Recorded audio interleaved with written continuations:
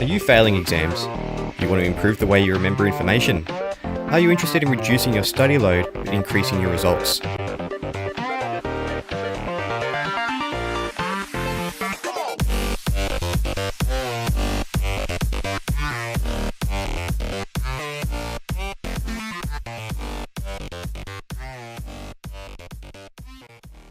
In 5 minutes or less, we will look at some simple fixes you can make to improve your results, how to make effective notes, and some study techniques.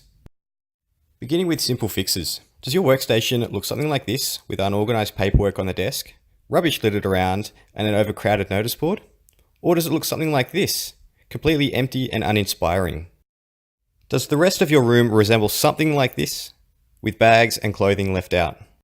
Studies have shown that having a clean room and clean study area can reduce anxiety as there are less tasks to complete prior to studying. If you shift your thinking to clear space, clear mind, your sleep will also improve, which results in greater productivity and creativity.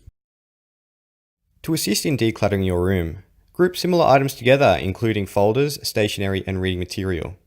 Purchase folders and boxes to assist with grouping these items together. Straighten posters and photos to assist with any OCD tendencies you may have, and use your drawers and cupboards to store loose items in order to maintain a clean desk and room. Are you one of those people who use this to write your study notes? When compared to an A4 size book, you'll be forever flipping between pages to find information on one topic or a chapter.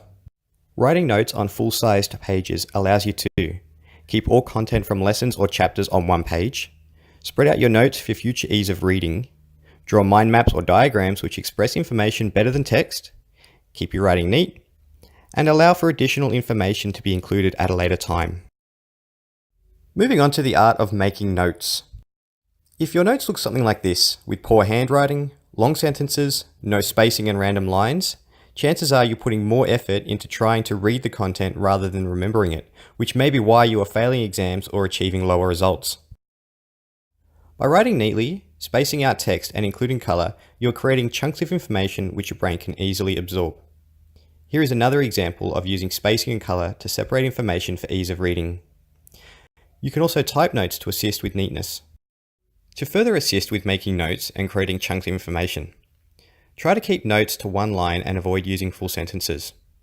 Keep the spacing similar across different subtopics, again with single lines of information. Use acronyms you understand to cut back on text, and create simple lists for ease of reading. Finally, we will look at some effective study techniques.